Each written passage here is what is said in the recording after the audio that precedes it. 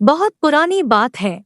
मिथिलावती नाम की एक नगरी में धर्मानंद नाम का एक राजा उस नगरी पर राज करता था। उसके राज्य में कोई गलत फैसला नहीं होता था। राजा जो भी फैसला करते थे अपनी प्रजा के हित में ही करते थे। कई लोग दूर दूर से राजा के पास न्याय कराने आते थे, लेकिन कोई भी अपने न्याय के प्रति निराश होकर वापस नहीं गया। सभी राजा को बड़े दिल से दुआएं देकर जाते थे। राजा उन्हें एक परिवार की तरह प्यार देते थे। राजा का एक बेटा भी था जिसका नाम नंदन था, जो अब विवाह के योग्य हो गया था और राजा को उसकी बहुत चिंता रहती थी। राजा उसकी शादी ऐसी लड़की से करना चाहता था जो अच्छे संस्कारों वाली तथा राजकुमारी हो। राजकुमार के लिए ऐसे ही शादी के बहुत सारे रिश्ते आते थे, लेकिन राजकुमार मना कर देता था। राजकुमार अभी से इन सभी से दूर रहना चाहते थे।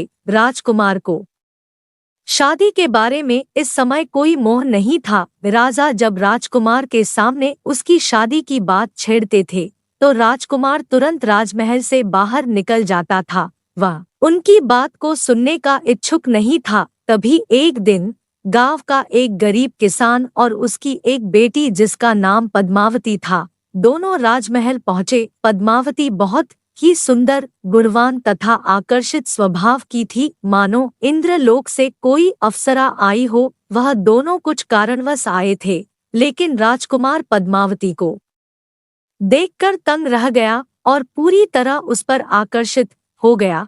पद्मावती को भी राजकुमार से मिलकर बहुत अच्छा लगा। दोनों एक दूसरे को मिलकर ऐसा महसूस करने लगे कि हमारे जिंदगी का हमसफर मिल गया हो। पद्मावती गरीब किसान की बेटी थी, इसलिए उसने राजकुमार से शादी के बारे में इतना नहीं सोचा था।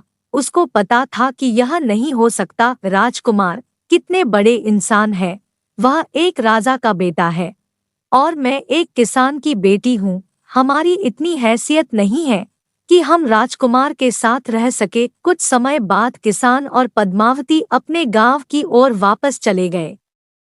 पद्मावती से मिलने के बाद राजकुमार पूरी तरह बदल चुका था। उसके विचार और हाव भाव भी बदल गए थे। पहले तो शादी के ख्वाब कभी नहीं देखे थे, लेकिन अब राजकुमार शादी के बारे में सोचने लगे। राजा के लिए राजकुमार की खुशी से बढ़कर कुछ नहीं था। राजा अपने बेटे को उदास और इस हालत में नहीं देख सके और राजकुमार से पद्मावती की शादी के लिए हाँ कर दी।